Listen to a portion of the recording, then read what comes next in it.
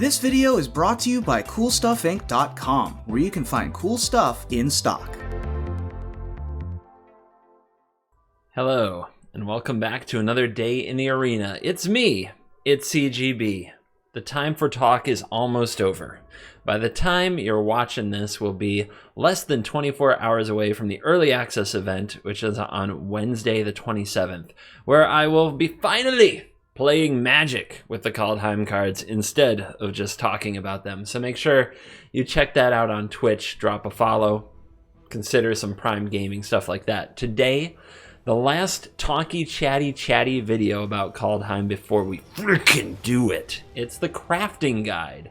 We're going to talk about every rare and mythic in the set and talk about how many I recommend crafting in week 1. Starting right out of the gates, which cards should you craft and which cards should you not craft. First, a quick introduction on the crafting guide. You can follow along with the Google Doc and all of the numbers with the link in the description. It's open to everybody for free.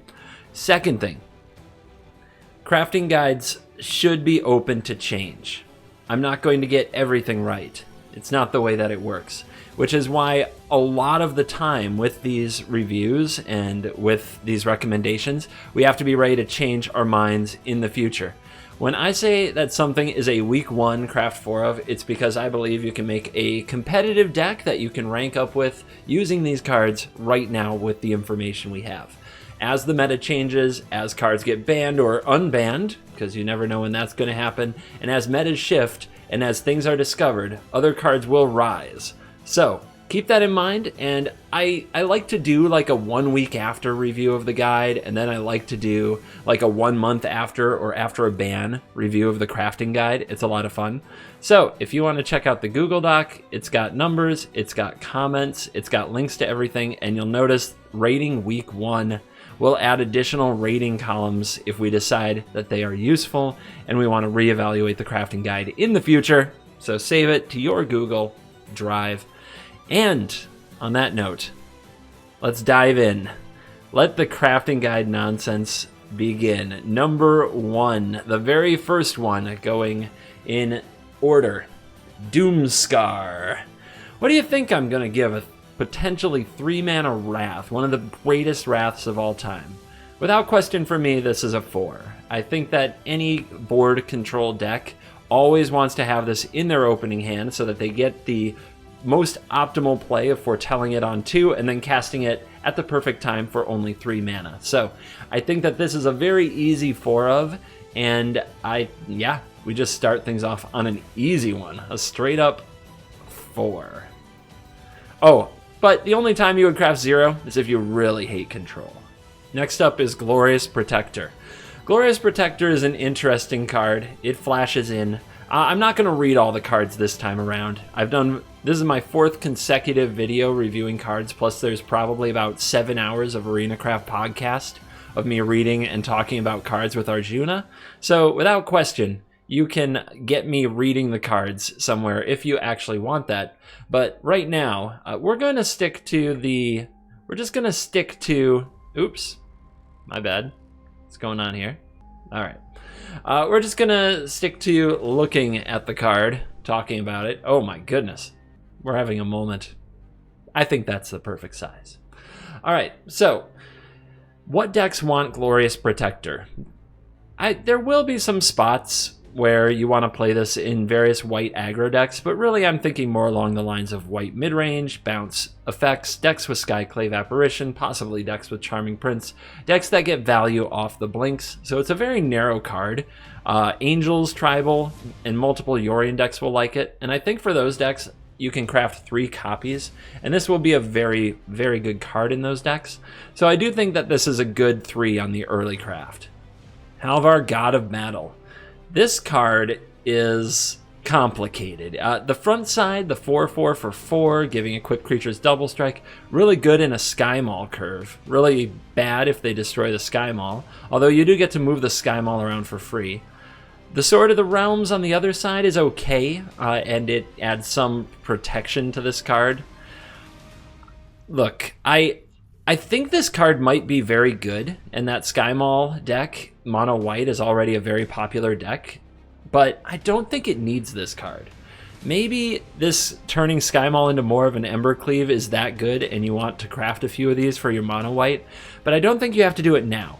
For week 1, this card has me on the... Excuse me. For week 1, I'm on the fence with this card. Editor's gonna cut all that out. Don't worry, there'll be no awkwardness here. But yeah, for week 1, I'm gonna chill on the fence and see if this card actually shows up and if it's necessary in that deck, because I'm very, very careful with my mythics, and I know you probably are too. So if I'm describing you when I say careful with the mythics, I would not craft this on week 1. This is currently a 0 on the guide, but I could see this card being really good. Redane, God of the Worthy. This is not the card that's supposed to be next in line. So let me open that really quick. We're off to a great start today. Professional content creator. Let me know if my professional swag is what gets you into the channel. Ah! Oh my goodness. Having all these tabs on one thing is just a sucker for punishment, isn't it? All right, there we go. The next card is supposed to be Rally the Ranks, an enchantment that buffs various types. The big question is, what tribe are you buffing, and is it good enough to make that tribe good? A few that come to mind: elves, although white is definitely not usually the color for that. The next thing that comes to mind: warriors, spirits, and humans. All of those might be good, and if you love tribal aggro decks, I think you should craft 4 Rally the Ranks right away, because this is going to be a great card in tribal aggro decks for a long time, but only if you really love tribal aggro. I have it as a 0 because I don't think tribal aggro is ready to compete with the best decks in the format yet, but I bet a good aggressive tribal aggro deck could still get you to Mythic, so I wouldn't blame anybody for crafting 4 of these right away if they know that's their style. Next card, Redane, God of the Worthy. This card, I still think this card is incredibly good, but it's one of those cards that you have to feel on the battlefield to know how good. And right now I have it as a 3 of. I think that whatever white deck you have, whether it's a very aggressive deck or a mid-range deck, you're going to want some copies of this, either in the main deck or if you play best of 3 in the sideboard. Hosing in on expensive cards, taxing Embercleaves, Great Henges, and other various effects, board wipes, wraths, etc., making Snowlands enter the battlefield tapped. This is a really good card, and something that's pretty important for the white decks, I think. It is hard to fit it into the shells. The 3 mana spot in white decks is really crowded. If you're playing life gain, you probably don't need this, because you have Heliod and Linden. If you are playing Angel Tribal, you probably don't need this because you're playing the new Valkyrie that I'm sure we're going to get to too, Righteous Valkyrie. So, where does this fit? I actually have it in a lot of my Yorium piles. If you are the one who has this out in the mid-game against another mid-range deck and they're taxed and they can't play their ECDs until they have 7 mana or their Ugins until they have 10 mana, you're at such a huge advantage, and you can pile up the taxation with an ECD of your own. So I like Redane, God of the Worthy, and I'm looking to craft 3 right away and try to fit them into most white decks. However, if you're life gain mono white or super aggressive Sky Maul mono white, you may not need these because that 3-drop spot is really crowded. It's going to be hard to earn a place. Next is Resplendent Marshall, and this is one of the trickier mythics to make work. At this point, I've built my 50 decks around the various cards in Kaldheim, and the only place I found for Resplendent Marshall was Warrior Tribal, where you can discard a creature to Seasoned Hollowblade to make sure that you can activate it, or you have, say, a Selfless Savior. So I guess Selfless Savior doesn't even work. It would only pump other dogs. This is a complicated card to make work, but there is a Warrior Winota pile that I have some hope for. I have this as a 0 in week 1. I'm not convinced it's a part of a serious contender. So, right now, I'm advising not to craft this card. Make it prove how worthy it truly is. Next up is Righteous Valkyrie. This is a Angel Cleric, and it is a beast. an anthem attached to the card that also gets life from all the other cards that you play to help you meet the requirement for the anthem. This is kind of a crazy one, but I do think that the mono-white life gain deck can get there on its own, and that other decks such as Clerics and Angel Tribals will absolutely build around this card. And I think that those decks are on the cusp of being competitive. So for slotting into the mono-white life gain deck, just for that reason alone, I have this down as an actual 4 of for week number 1. They are not legendary. They do double up. So if you have one of these and you play another one, you gain 4 from the one you play, and the anthems can double up as well. This card, I think, is incredibly good for the white aggressive decks, and it adds to it's the last 4 of here that I have in white, but it does show that there is a good amount of power in white in this set, as there's a lot of white rares and mythics that I think are really worth crafting this time around.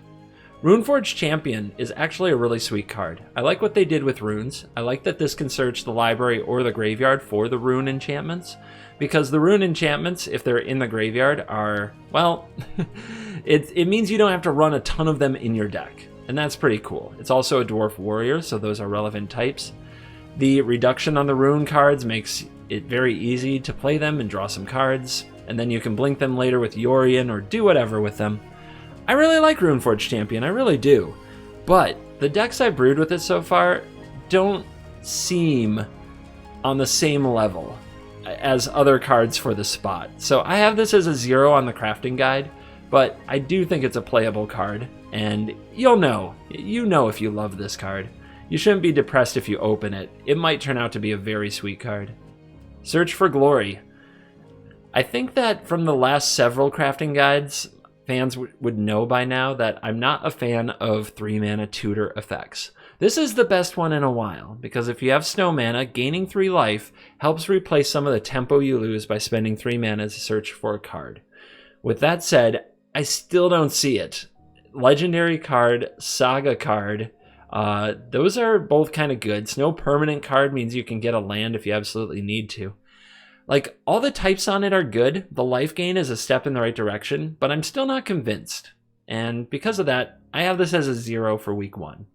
Sigrid Godfavored is 1 white legendary human warrior with flash, first strike, protection from gods, and changelings.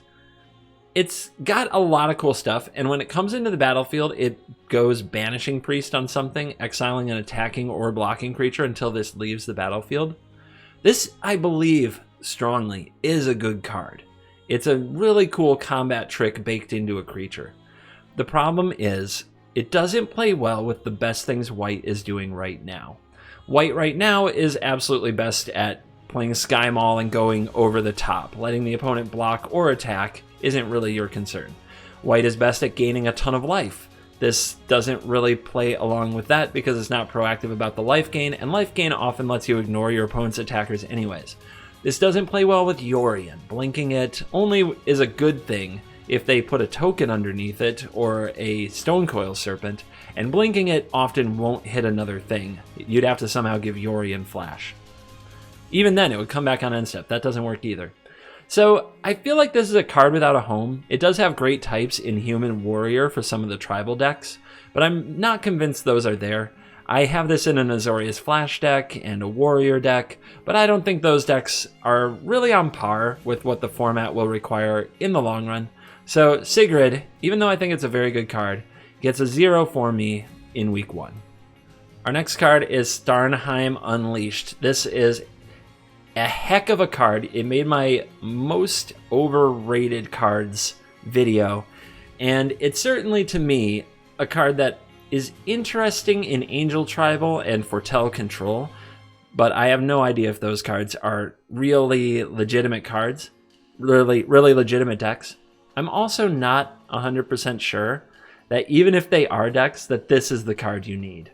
Especially when compared to like Gamiria's Call, which for 7 mana just immediately cranks out 2 4/4s that trigger your Righteous Valkyrie. Whereas this, you have to foretell it, and then wait till a future turn to cast it, and then maybe you get 1 more Angel. It's rough. I wish that it still had X somehow so that you could get more than 1 Angel if you top decked it, even if it were really expensive to do.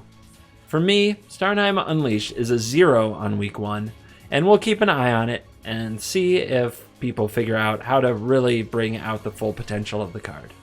My next card, moving into blue, is Halvar God of the Cosmos. Halvar is an interesting card. It's got the sweet double-sided nature where you can play it as very early as a 2/3 flyer, and then you can play it later as this big old dude who is super buffed up based on cards and foretold cards, and you reveal cards, and sometimes if you reveal the right cards, you get to draw cards, and it's really complicated. I had 2 decks where I thought Halvar was a good fit in my 50, the Grixis Reanimator deck and the Azorius Blink deck, because if you blink this with a Charming Prince and bring it back, you get the backside for a very low investment. And I think both of those are gimmicky decks that aren't necessarily going to work out in the long term. They're going to be fun for a video. They're not going to be fun for a full ladder grind once people figure out how to beat them. So for me, Halvar, God of the Cosmos, the Mythic, is a 0 on the crafting guide. And I don't know if that will change. I guess I'll have to see the card in action. If it plays out the way I envision it playing out, I just don't think it's as good as it needs to be. How about the new Nexus of Fate? Halvar's Epiphany, 5 blue sorcery. Create 2 birds. It's Nexus of Fate with 2 birds. Take an extra turn, exile it, foretell. Maybe you can play this for 6. I'm trying to remember if I actually got to keep this in any deck. I think the foretell tribal deck was the only deck where Halvar's Epiphany made it through to the end. It's possible I'm tremendously underrating the card, but I think this is a far cry from Nexus of Fate. I remember before Nexus of Fate, there was Karn's Temporal Sundering, and that card was a take an extra turn card for around 6 mana, with the requirement that you controlled a legendary, but it showed up here and there, but it didn't take over the format. I think that's also the future of Halvar's Epiphany, if I'm being honest. And for a Mythic, I would not recommend crafting this. This is a 0 on the crafting guide from me. Next is Ascendant Spirit. 1 blue for a snow creature spirit, and then it's got all those snowy abilities. For 2 snow, 2/3. For 3 snow, a 4/4. For 4 snow, +1/+1 counters, and when it deals damage, draw a card.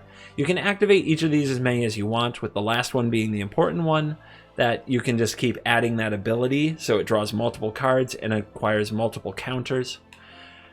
The problem is you've got to invest all that mana into one thing. I like this kind of card from the past. Players will remember Warden of the First Tree and Figure of Destiny, and I think those cards were great in their time, and this card to me seems like an interesting card without a home.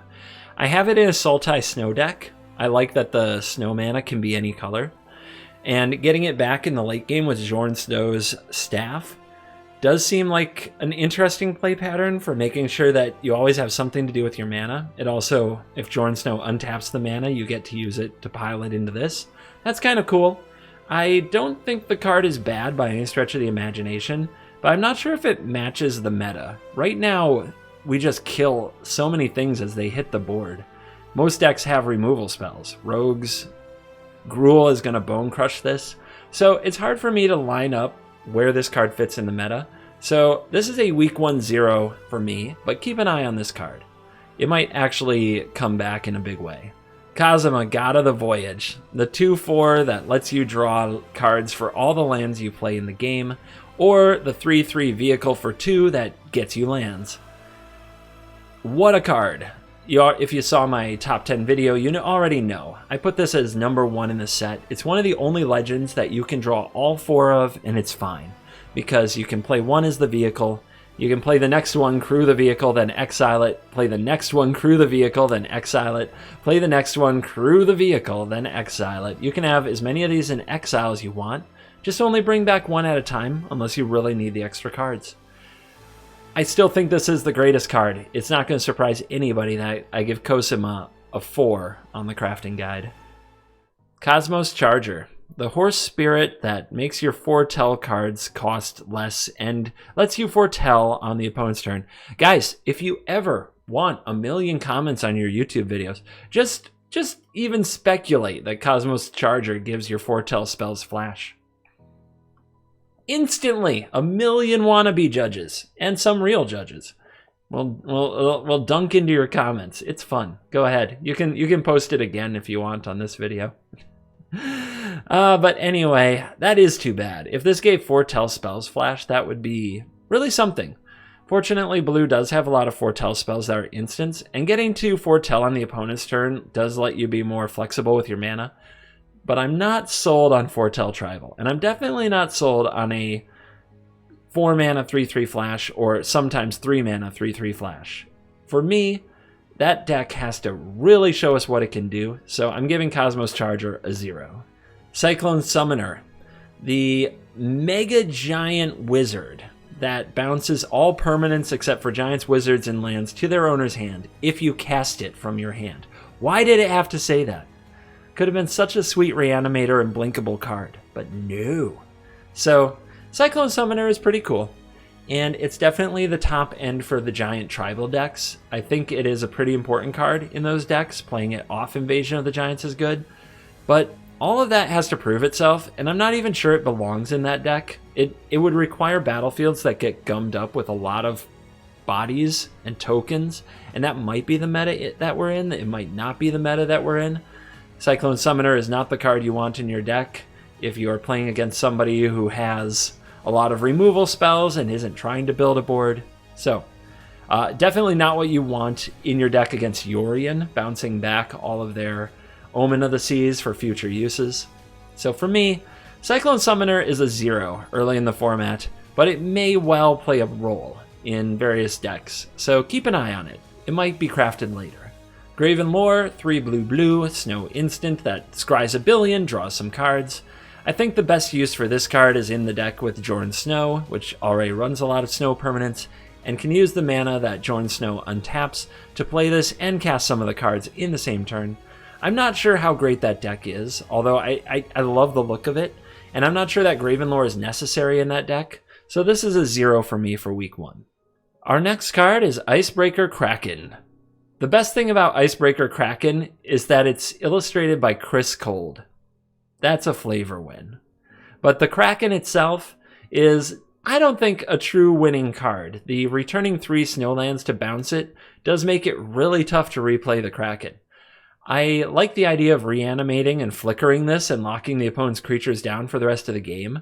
So I do think there will be some fun moments and opportunities for the Kraken. But if you are tight on your wild cards and trying to make your best chance of victory happen, you got to skip the Kraken. So it's a 0 for me. The next card is Mystic Reflection. You'll remember this card from my overrated video. I still believe that is true, but I think that Mystic Reflection is a really sweet card in decks built around it.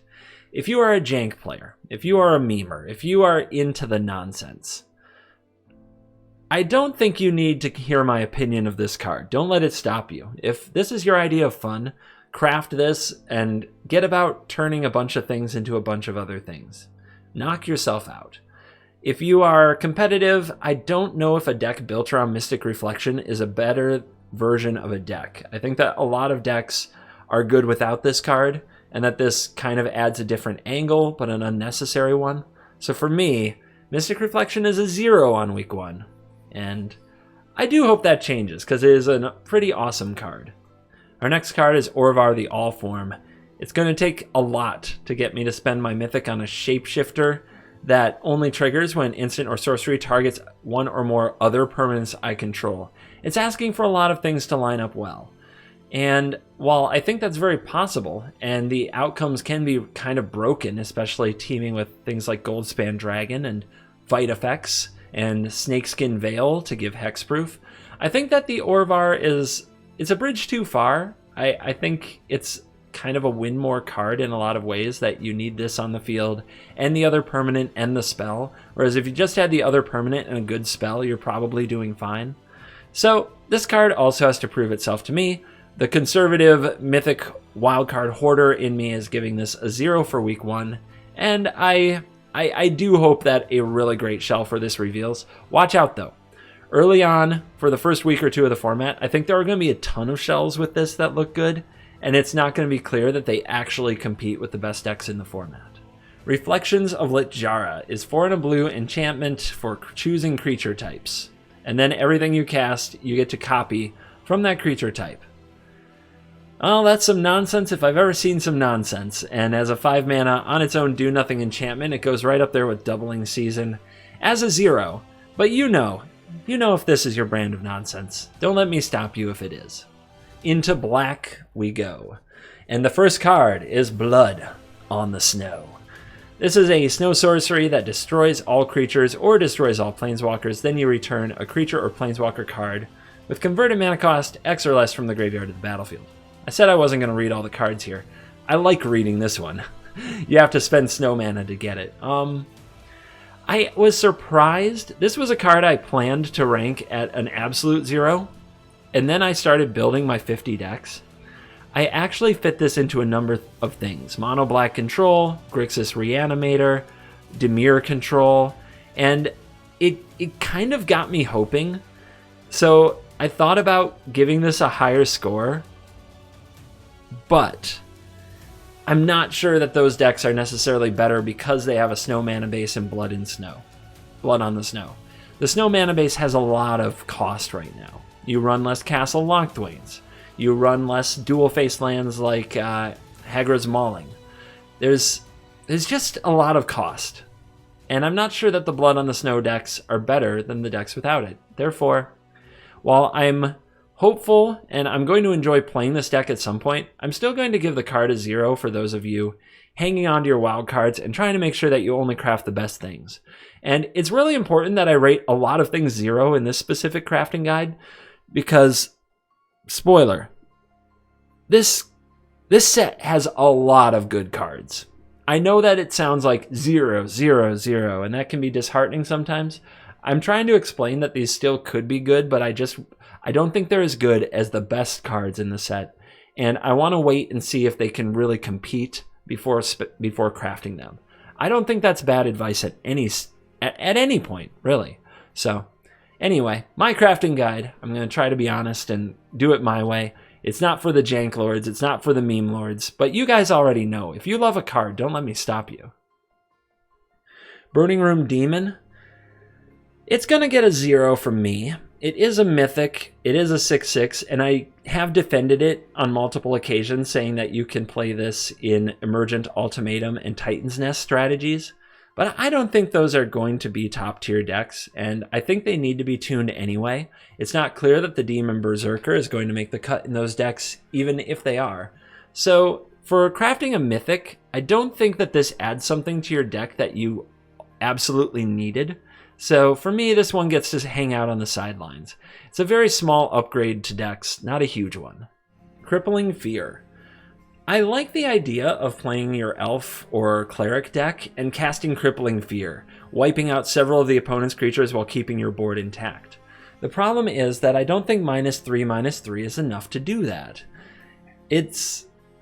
All you have to do is think about like Lovestruck Beast and Kazima, God of the Voyage, and other 4 toughness or more creatures that are coming down so early in the game, and it quickly disheartens you to realize that Crippling Fear might not kill all the things you want to kill. It might be a good sideboard card, and it also in many ways requires that you play a tribal deck, which I'm not sure if those are good enough.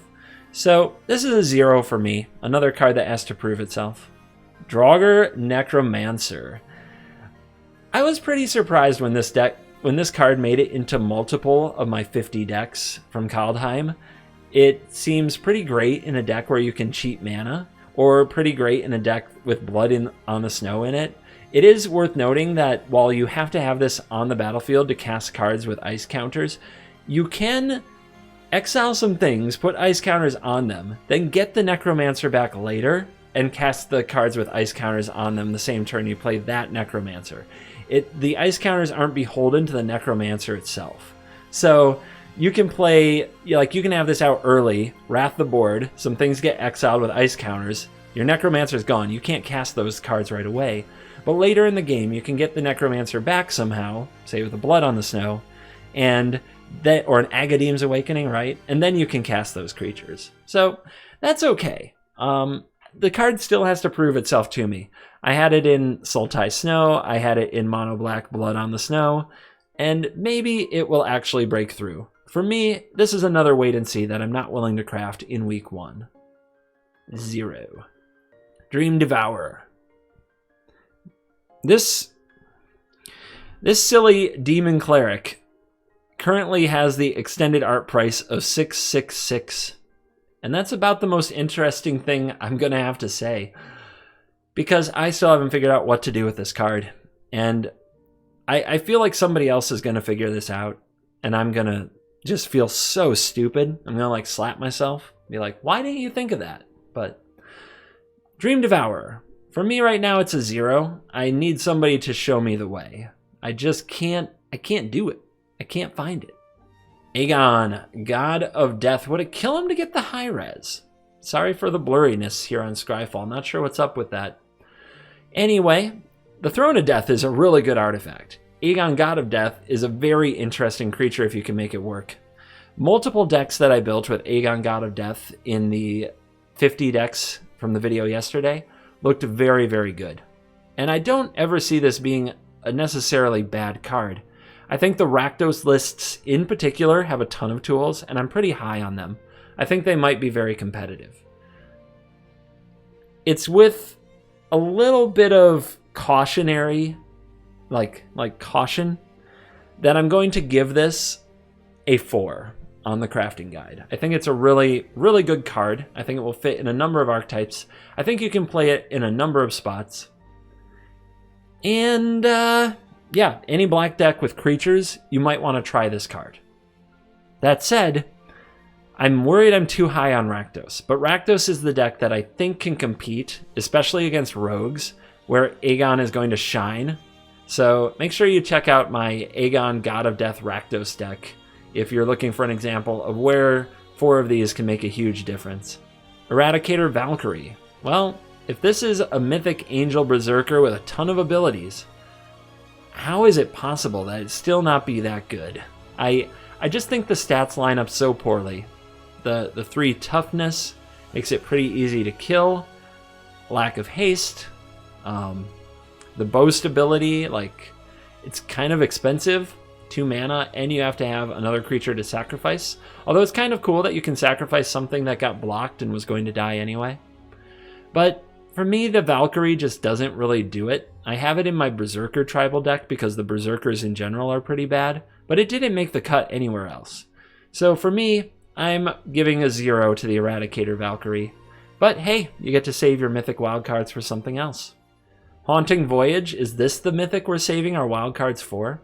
I think this card is really cool. It reminds me a bit of Eerie Ultimatum with a tribal flair, bringing back a ton of creatures at once and getting a ton of triggers, possibly milling the opponent out with all 4 of your Thieves Guild Enforcers and all 4 of your Soaring Thought Thieves in one turn. It does sound really cool. Elves obviously can also make this work. Humans, clerics, everything can try this. I just think it's too expensive. And when it's foretold, the opponent might see it coming as well. Elspeth's Nightmare and other various graveyard hate are still going to lurk around the format to make this hard to make happen, and exile removal is on the rise. So, I'm not a fan of Haunted Voyage. I do think that this card will beat me at some point, but I'm not sure it's going to make it into top tier competitive play. So this is another wait and see for me. Haunting Voyage gets a 0. Rise of the Dreadmarn. I'm never very excited about conditional cards like this that are sweeper protection, because I always think that good players will play around it or find ways to beat it, even though they sometimes work very well. Cards like Heroic Intervention just aren't for me. This is similar to that. In fact, I think Heroic Intervention is better because it actually protects the creatures that are there as opposed to replacing them with 2/2s. People just like the gotcha. They like feeling smarter than the Wrath, I think. And all of this would have been much more exciting if they hadn't released Doomscar, which is now a 3-mana Wrath. So that and the fact that we don't really have good 1-drops, meaning that Rise of the Dreadmarn is probably trying to protect a 2/2 and a 3/3, like a 2-drop and a 3-drop most of the time. I'm not a big believer in the card. There might be a sweet combo somewhere where you sacrifice your own creatures and then replace with a bunch of zombies. and create a lot of death triggers. I don't think that exists in the format yet. So, Rise of the Dreadmart, it's a 0. Skemfar Avenger. This is actually going to be a 4 of in Elves and in Berserker Tribals, but I don't think those decks are good enough. I wouldn't recommend crafting an Elf deck or a Berserker Tribal deck on week 1. I think we've got to see how they play out and how they do against the other decks in the format. And because of that, I'm going to give the Skemfar Avenger a 0. If either of those decks work out a lot better than expected, then this will be a 4 of very quickly. But we're going to start it on a 0 and play the wait and see game. Terolf God of Fright. 5 mana is a lot. Menace is not the most relevant ability here, but there are a lot of reasons that I'm very high on this card. I really like that there's a Foretell card that makes the opponent discard 2 cards for just 2 mana that you can pair with this. I'm really excited that you can get this back with Elspeth Conquers Death, and then make the opponent sacrifice a card with a Soul Seer or make them discard with some other effect. I'm really excited that the card plays well with the Lantern side, forcing the opponent to sacrifice permanents. For me, I probably got way too excited when I saw that the Lantern is target player, letting you sacrifice your own Treacherous Blessing in a Doom Foretold deck. In my 50 decks, I had this in a few Abzan and Esper Doom Foretold lists and a Black-White Doom Foretold list. I also had it in a mono-black Blood and Snow deck, and I think that the card actually might be very, very good in those spots. To the point, and I do like those decks. I think the Doom Foretold decks in particular are a good choice for early in the format. They can handle most things that get thrown at them. So, I actually give this a 3. It's the kind of card I thought would be a 0 when it was first spoiled because of the nature of 5 mana, 4/5 body, do nothing. But I think that there's enough synergy and enough ways to really torture the opponent with this. I think we can do it. I think this is worth the craft, and I don't think it will be regretted. If you are very, very cautious, I would say don't craft. But I'm at a spot where I feel comfortable recommending Terolf and Terolf's Lantern. 3 of. Valkyrie, God of Lies. What a card. I believe this is one of the best cards in the set. There's so many good creatures, the new gods. There's so many adventure creatures that people are also using as spells and leaning on for removal that Valkyrie can exile. Tybalt, Cosmic Imposter, is a wonderful late game play, but the real deal is that Valkyrie itself is good, and that Tybalt can be good if you find yourself in a situation where you have that mana. If the game got to that point, Tybalt can take over. We've got Valkyrie in Grixis control in every variety of Rakdos deck, and I didn't even experiment with things like Mardu yet, but I think that's very, very doable. So, for me, Valkyrie God of Lies would be an easy 4 of.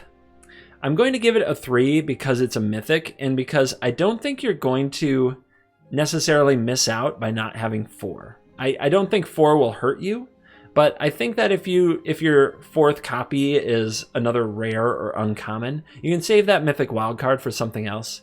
So Valkyrie could definitely be a 4.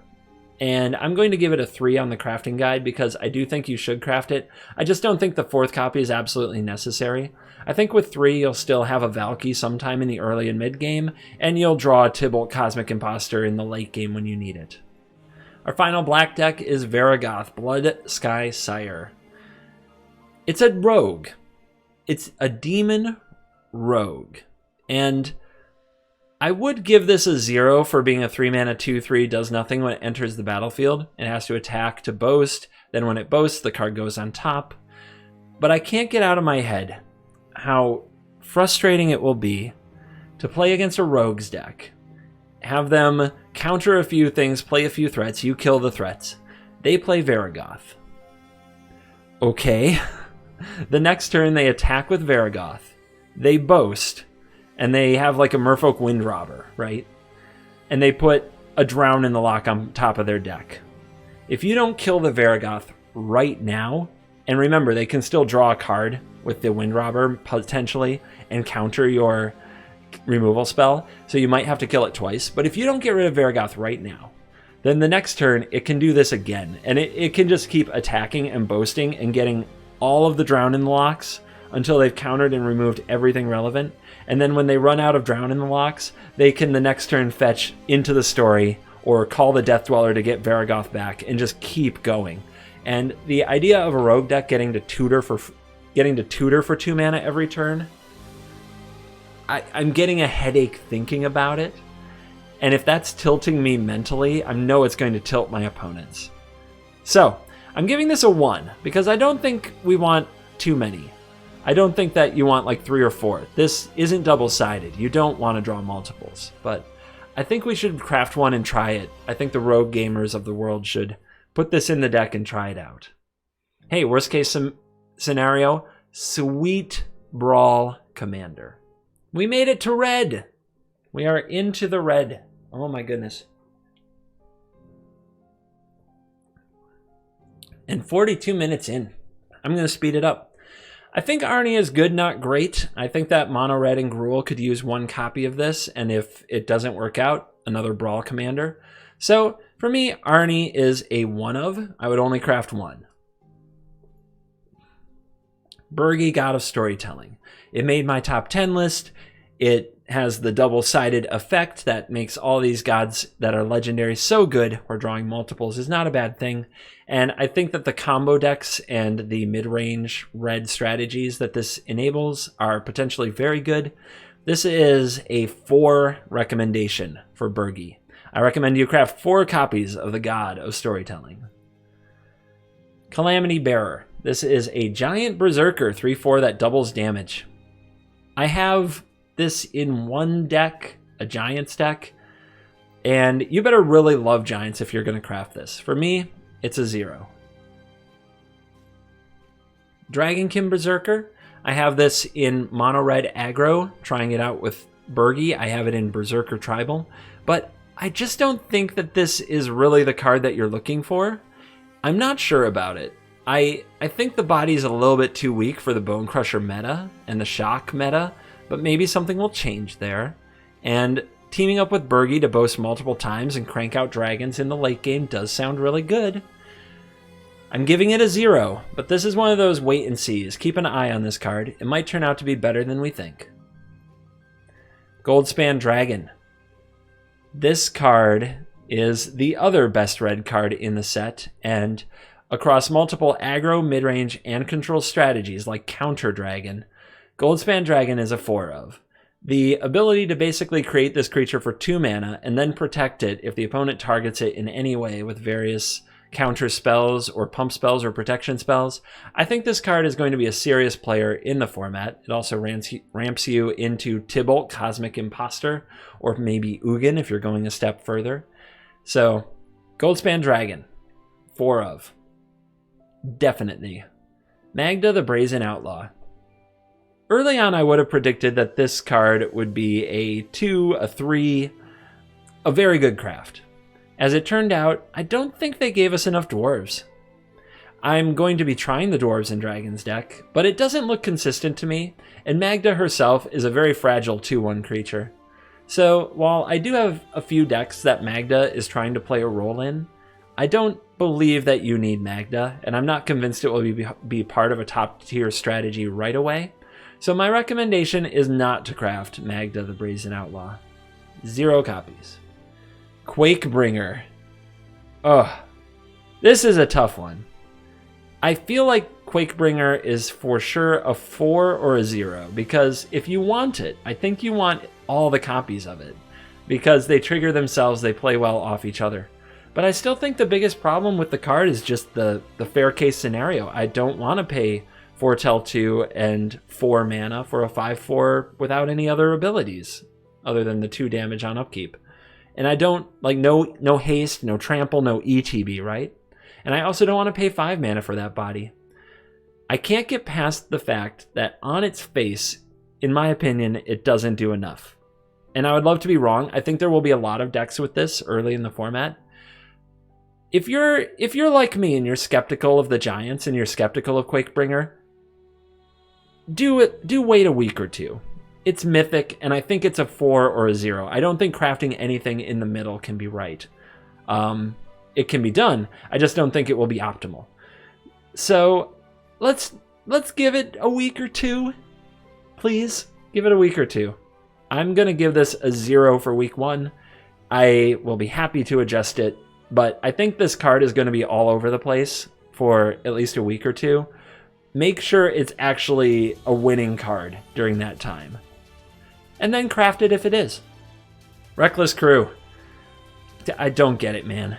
They keep trying to do this thing with here's the vehicles, here's the equipment. I've got this in my equipment-themed deck. But Reckless Crew, like these kind of cards, they still haven't hit with me, so it's a 0.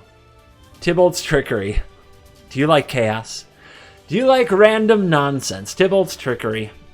Counter spells in red. Is nothing sacred. I'm not a believer. I think there's absolutely crazy things you can get up to in older formats, but in Arena, I don't believe in the card. We're going to try it in kind of a red tempo, I guess you would call it, deck. For the memes, but this is a 0 for me. Too much chaos. Terolf God of Fury. I mean, Thor has some fans. If you love Thor and knockoff Thor, then maybe you'll enjoy Terolf God of Fury. I have one deck that I was able to include Terolf in. I'm curious to see how it works out. The idea of using like huge Shatter Skull smashings with Terolf is pretty cool, but I'm not bought in. Once again, we have a 4 mana 5/4 body. This one does have trample, which is nice, so it's a little better there.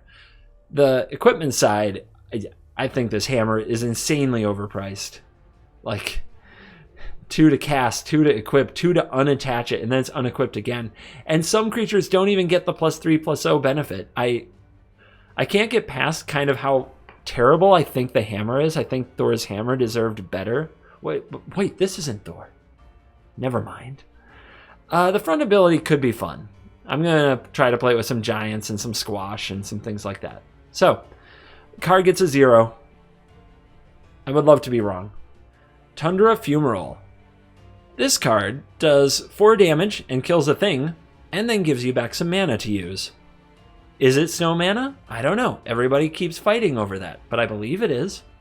Anyway, I wasn't high on Tundra Fumarole because Soul Seer has to kill Lovestruck Beast and Heliod and indestructible things like Seasoned Hollowblade, and I didn't see running Tundra Fumarole instead, but I am trying it in one of my big red decks.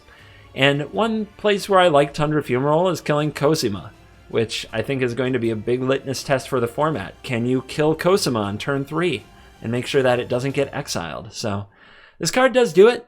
I'm going to recommend crafting 3 for red mid-range decks, red snow decks of various types. So yeah, I'm curious to see how Tundra Fumarole works out. I like using the excess snow mana to activate a Faceless Haven or Crawling Barrens, get ahead in the mana race that way, or play another spell, like maybe a Solemn Simulacrum the same turn if you're on turn 4. So, 3 copies. 3. German 3. I don't know. Anyway. Into green! Battle Mammoth. I actually think Battle Mammoth is a pretty cool card. I am trying this in a number of decks. Gruul Adventures, Mono Green Food. It's really hard to get new cards to get into those decks, and Battle Mammoth is stats and card advantage in the method that I want to try. I would have liked it a lot more before Doomscar got revealed. A lot more. Now you don't really have to target this to get rid of it. Shatter the Sky would have forced you to draw a card anyway. That's really rough. And that's the main reason I actually have a 0 on Battle Mammoth, because while I think this can go into several decks, I don't think any of the decks need it. I think they could all play Elder Gargaroth or Vivian Monsters Advocate, and they would be just as well, if not better, off. So the fact that that spot is crowded and the decks already have good cards, the only reason I would tell you to craft Battle Mammoth is if you want to play something new, because I don't think that this is necessarily better, even as we're trying it out. And hopefully, you know, I'll get back. A big question mark here is, does the Foretell and the ability to play your 5-drop for 4 make it a lot better? Maybe it does. So, Battle Mammoth is a 0, a wait and see for now. Blessing of Frost. I like this card. Card draw and boosting your creatures how does green get so much card draw? And it fits into the snow deck. Really cool stuff, right? But I'm not convinced it's that good. I have multiple decks that are trying it, and none of them to me have proven that they're going to rise above a more traditional mono-green attack and approach. I like the card with Vorinclex a lot. I like the card with Conclave Mentor a lot. But I don't think I'm ready to move in on Blessing of Frost. This is a card that I struggle to evaluate. These kind of expensive sorceries that have to have a creature on the board always seem to let me down because the opponents are good at removing your threats. And I would have liked this card a lot more before Doomscar was previewed. I probably would have recommended crafting 3, and then Doomscar came out. And so many of my decks are running Doomscar. So for me, Blessing of Frost is a 0 on the recommendations for now, but it might actually be a really good card. Elvish Warmaster. Well, you know already if you are the elf player. If you are the elf player, you're going to craft this card. I'm not sold on elves. I don't think elves are good enough. I'm recommending 0 on Elvish Warmaster. Esika, God of the Tree. The frickin' planar bridge, too. This card is sweet, and I'm hopeful for the Temur Legends deck with Kinnan. I think that deck looks really sweet, but I'm not sure it's going to be good enough. So, until I've played that deck and tested it and made sure it actually holds up against the other decks of the format, I'm not recommending Esika, God of the Tree. I also didn't find another great spot for this card to fit into. I feel it's a mythic that only works in one deck, and when the deck is unproven, I can't tell you to craft that card. So, Esika, God of the Tree, wait and see. 0 for now. Esika's Chariot, 4 mana, 4/4, crew 4. This is a weird card. It's a ton of value, and it is Wrath resilient. So, in a Doomscar world, having a Chariot might be a really good way to rebuild if you have multiple ways to make tokens. I think it fits into a variety of decks. I saw this in a Jund Food deck on Star City Games channel. I have this in green-white tokens. I think that Mono Green might want to try it in some capacity if they have other ways of making tokens in the deck. It's a lot of value. It's actually a pretty sweet card. It's a legendary, though, that doesn't necessarily play great with itself. So that holds it back a little. I'm recommending 2 of this because I'm not sure what the right home is, but I think the stats are there. And I think it lines up well with what the format might be about, which is you have to be able to vary your threats to play around Wraths, and you need to get a ton of value at all stages of the game. I think this card can do it. And the 4-drop isn't an absolutely locked up spot for every single deck. So I think that we should try Esika's Chariot. In all those decks where I tried Battle Mammoth, maybe I should have been trying the Chariot instead. Maybe some adventure decks and food decks should be slamming the Chariot. 2 of. In Search of Greatness. Whew. I'm giving it a 4. I think that cheating on mana is that good and that important, and I think there's plenty of decks that should play this. This card is kind of busted with sagas because you cast it on your upkeep, so when the saga enters the battlefield, it triggers the first chapter, then at the beginning of your main phase, you get the second chapter right then. So you get 2 chapters on the turn you play the saga if you cast it off of the ability of In Search of Greatness. That's nuts. That's really nuts. Didn't even think about that when building most of my decks. That said, this card has a low floor. I think you only need to cast 1 free spell to make it worth it, but if you're getting beaten to death, will it be enough to take turn 2 off and maybe get 1 free spell? I think this card is good, and I'm sticking with my 4 recommendation. If this card just doesn't work out in 2 weeks or so, it might be a 0. So if you're hyper conservative, don't craft. But I think this card is going to be a player. I think there are 2 cards that might get the banhammer someday in Standard from this set. I think Cosima is 1, just because similar to Uro, the play pattern is very obnoxious. And I think that this is number 2. I think this might get banned just on raw power. So, keep your eyes on In Search of Greatness. Zorn Snow, God of Winter. I really like this card. Similar to In Search of Greatness, it lets you cheat on mana. The staff side I really like, giving you this long game grindy strategy that the opponent has to figure out multiple ways to deal with. I think that there's enough going on with Jorn that whether it's some kind of a green aggressive deck that uses double mana on turn 4, or whether it's a grindy Sultai Snow deck, I think that Jorn is one of the better build-arounds in the set, and I'm giving it a 4. The card does have a low floor, 3 mana, 3/3. If it just comes out and dies, that's really sad.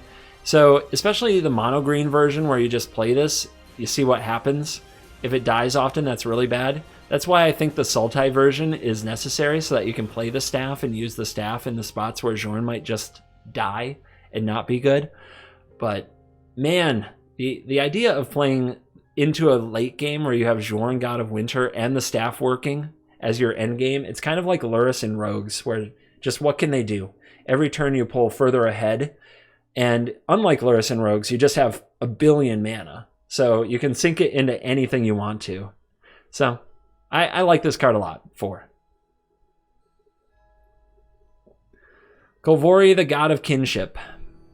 I built the Legendaries Matter deck that would want to use Ringheart Crest and want to use the ability, and it started with 4 copies of Kolvori, God of Kinship. By the end of the brewing session, I had cut every copy. Now maybe that was hasty. Maybe this card is a little better than I think it is, but I think it's too situational and clunky, and I'm giving it a 0 to start the format. Old Growth Troll. Pretty awesome card. I think that this is exactly what mono green aggro needs, is something that is wrath resilient, a way to punish sweeper effects and Doomscar. So, Old Growth Troll is a 4 of for the mono green aggro mage, and I think it will be a 4 of in mono green food as well, because if they kill it, you ramp right into your Feasting Troll King or your Vorinclex. So 4 on the Old Growth Troll. If you're a green mage, I think you're going to be all over this one. Realm Walker. This was tough. I wanted to put this in so many decks and ended up cutting it. One of the kind of problems with it is that we have Jaspera Sentinel, which is the 1/2 reach elf that you can tap an untapped creature to make a mana of any color. That really incentivizes you to play with a lot of 1-drops and 2-drops, not with 3-drops. So Realm Walker didn't make the cut in those elf decks or decks that use that card. I think Realm Walker is okay. I just don't think it's great. It's everything medium, which is what I said about the card way back when it was one of the first cards spoiled. And I'm in wait and see mode. I've got it as a 0 coming out of the gates. I wouldn't be surprised if this became a 2 or a 3 in the near future. I'm just not ready to start it there. Toski, Bearer of Secrets. This is a totally awesome sideboard card, and a fetchable card as well in decks that have tutor abilities like Vivian Monster's Advocate, or party decks with Coveted Prize that are mostly creatures that get in for damage. Just the ability to refill the hand, and it's amazing against sweeper and counter effects. I think that everybody should craft a Toski and have it somewhere in their all-creature deck or in their sideboard. So a 1 for the Bearer of Secrets. Tyvar Kell. If you believe in elves, if you are the elf mage, this is a 4. It's your planeswalker, it's your sweeper resiliency package, it's your ultimate that just turbocharges your deck and wins the game. I'm still not ready to throw in with the elf tribe. I have this as a 0, but we will see. Vorinclex. Look at that price tag already. One of the chase mythics from the set. I wouldn't buy it right now. I'm sure that's going to go down. Thank God Arena wildcards are flat on the pricing scale. But I love Vorinclex, and I think a lot of people will. So if you're playing any kind of a big green deck, there's Gruul monsters and Golgari monsters. There is green-white +1/+1 counters. There's all kinds of things for Vorinclex Monstrous Raider to do. And I'm recommending 3 right out of the gate for the 6/6 trample haste, turn off sagas, and just create crazy interactions with planeswalkers. I think this card is one of the best things to play in the set. The Battle for Bredegard. We're now into multicolored, which is the home stretch. We get to review the sagas, a few artifacts, and the lands. And then we're out of here. This is not my favorite saga. Green-white tokens, it needs more support. This is a pretty good one. I just don't think that there's enough other things to play with it. The Chariot is nice. And I did see in Naya tokens, you can play Forbidden Friendship and then play this, and Chapter 3 is at least 4 fresh tokens. I just don't know if making all those 1/1s is really going to get the job done. So while we might transmogrify a Harmonious Archon, if that's your jam, for me this is currently a 0. The Battle of Frost and Fire. A Wrath attached to a value card. That is cool. And of course I have many Yorion decks as well as giant decks.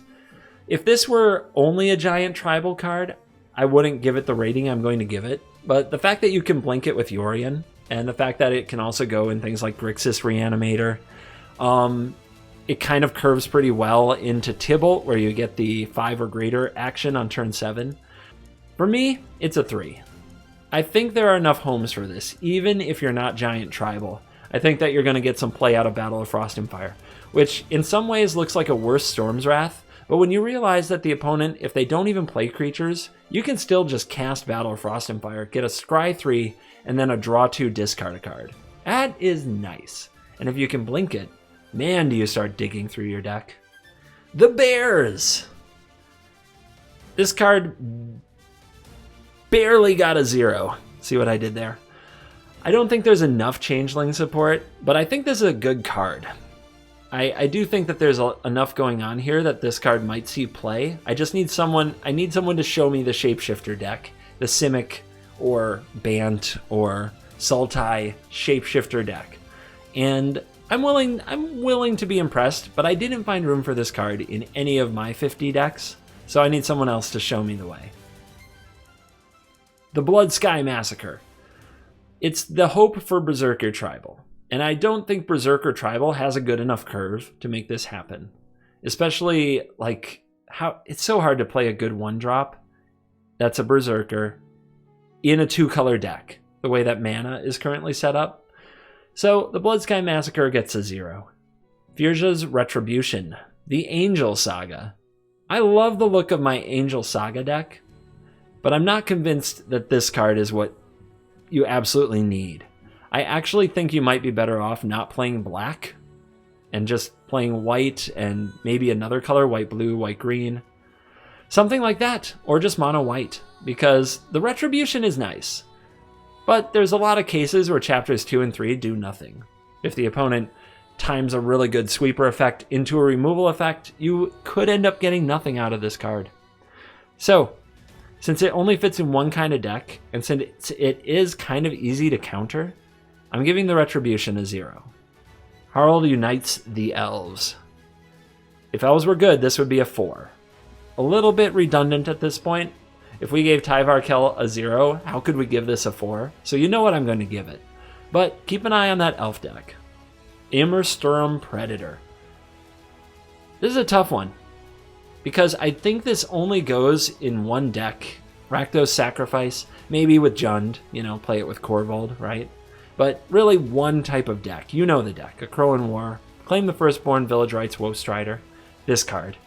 How many do you need in that deck? I think that deck might be really good too. So I am going to tell you to craft a number of this if you're into that deck. How many? I think 3 is fine. I don't think you really need 4. I don't think you necessarily need this on turn 4 to be competitive in the game, and I don't think that you need multiple copies. So it seems like a really good 3 of for you Sacrifice fans. Kaya, the Inexorable. This is another tough one for me, because the 5-drop spot is loaded. Yorion and Elspeth Conquers Death really have the 5-drop spot on lockdown. Your deck needs a good amount of creatures to use the +1 well, but in decks like Clerics or Angels, I think Kaya the Inexorable might be a really good card, and better than the other options, better than ECD. So, if you're a deck with about 20 creatures, and you're considering a 5-drop and you have white and black mana, you should consider Kaya. How many should you consider? I think 2 is a good number. I think drawing multiples could be awkward if you don't want to spend 5 mana on consecutive turns exiling things.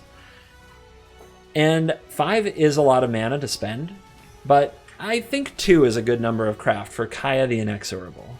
King Narfi's Betrayal, it made my overrated cards list where you can find a bigger discussion of this card.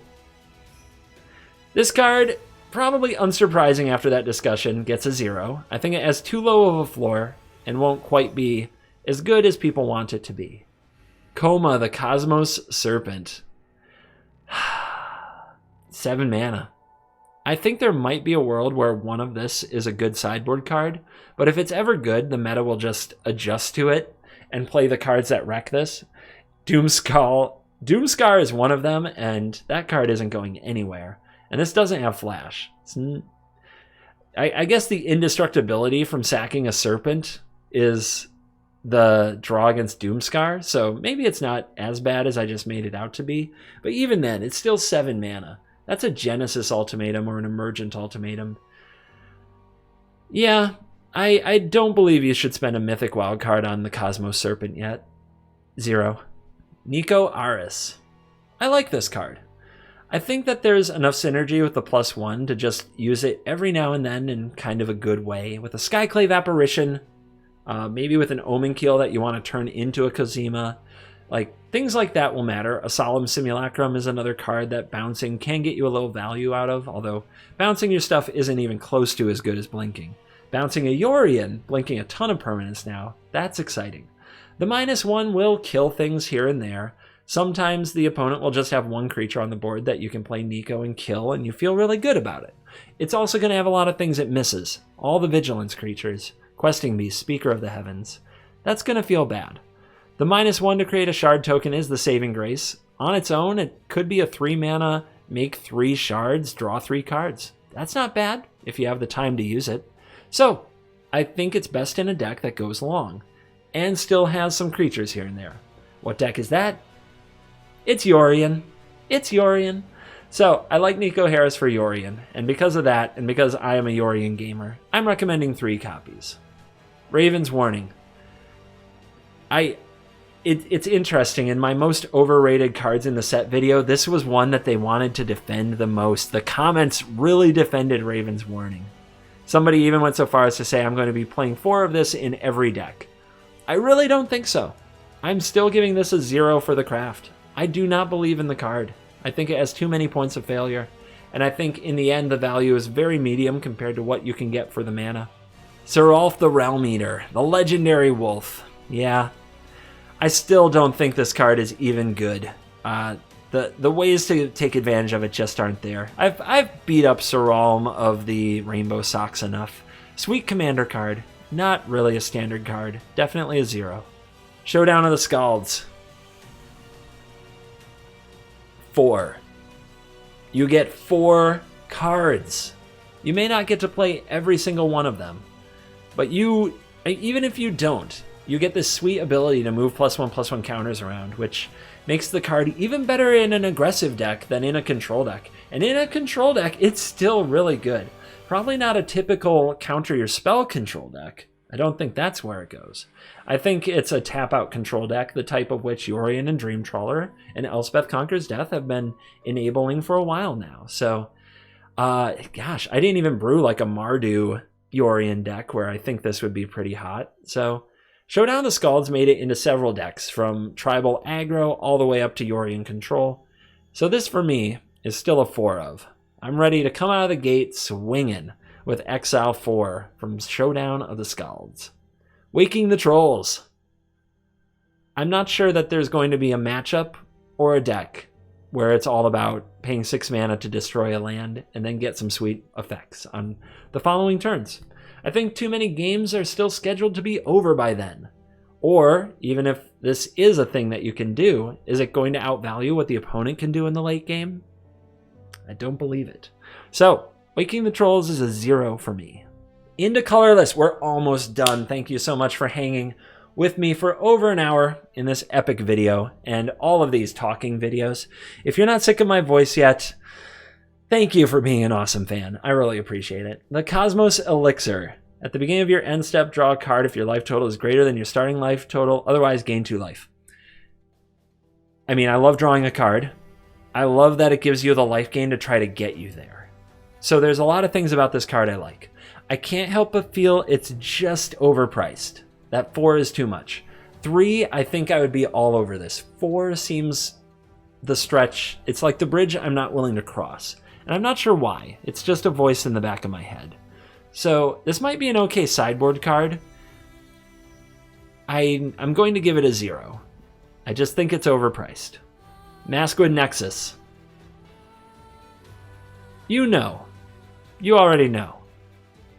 If you're a memer, if you are subscribed to the channel Mono Black Magic, and have ever crafted one of his decks knowing full well you may never win a game with it, then this card might be for you. It's not for me. It's a 0. Pyre of Heroes. Sweet with the mat. So this card I actually think could be good, and I tried to make decks around it, and like I've said many times already on this show, I haven't found a tribal deck that I think is going to hold up to the current Eldraine powered standard. Rogues is the closest thing, and Rogues doesn't need this. It's kind of an interesting card in Rogues, but it can't get Kazuma. Rogues does have an interesting curve, but it's mostly about attacking and blocking, not entering the battlefield. So for me, Pyre of Heroes is a 0. Somebody's going to have to show me where this fits into the format. And we're into the land! The land is easy. If you're going to play these colors at all, bite the bullet.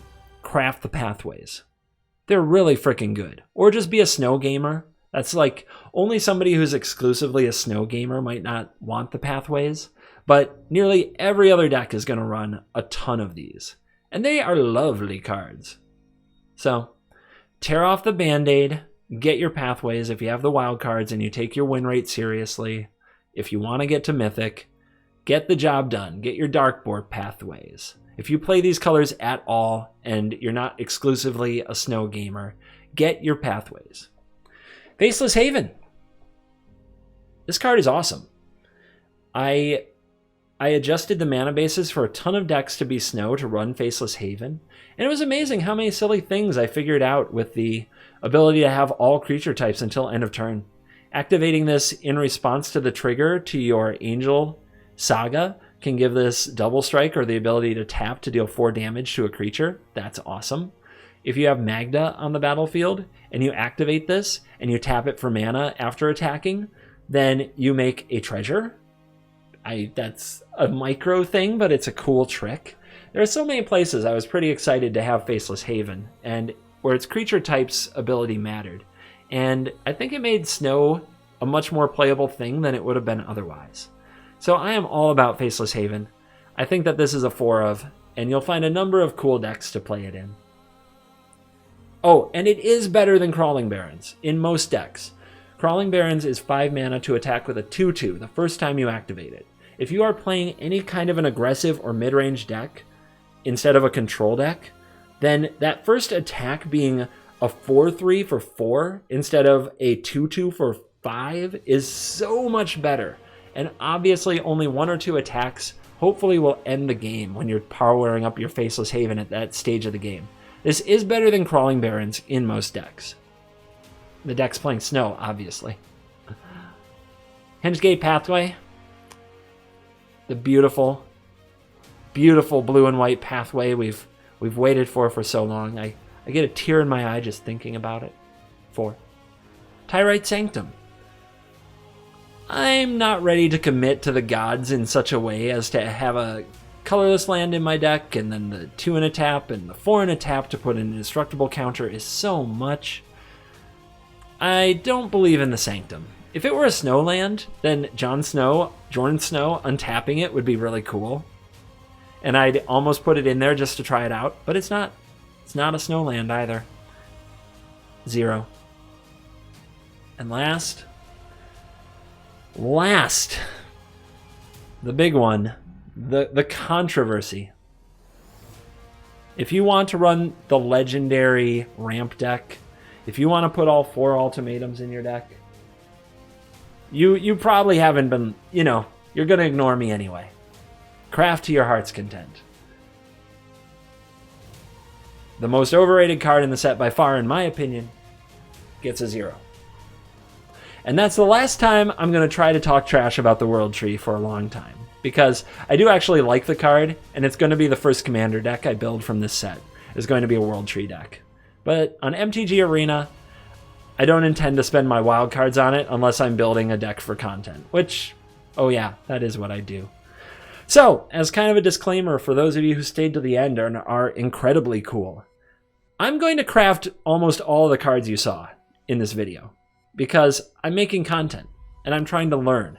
I am trying to put in the work for you to see where I was wrong, where my first impressions were off. I'm going to try to figure it out, and I will report back, and I'm always honest at the end of the videos, like, is this a serious contender deck? Is it actually good? If you watch me this long, you know. I put a lot of work into the crafting guide. I put a lot of work into the decks that I built to help me shape the crafting guide and give me an idea of what decks I was cutting and what all these brews looked like. My recommendations are sincere, and I'm still willing to be wrong. So stay tuned to the channel and make sure you watch till the end of the videos. Thank you for watching this video. If you want to support the channel, consider getting a YouTube membership, joining on Patreon, or coming over on Twitch. Tomorrow, the early access event. Our first look at all of the cards. And for 24-ish, almost like 20 hours, I get to play with the cards without having to craft them because it's sponsored by Wizards of the Coast. They lend me one God account for 24 hours with all the cards. So during that stream, we're going to see. We're going to push my theories. We're going to test my ideas. We're going to take them to the limits of the imagination. So make sure to stop by on Twitch. That's Wednesday, 27th, live around probably 2 p.m. Eastern in the afternoon. Thank you for watching this video. I will see you in the next video. You're cool.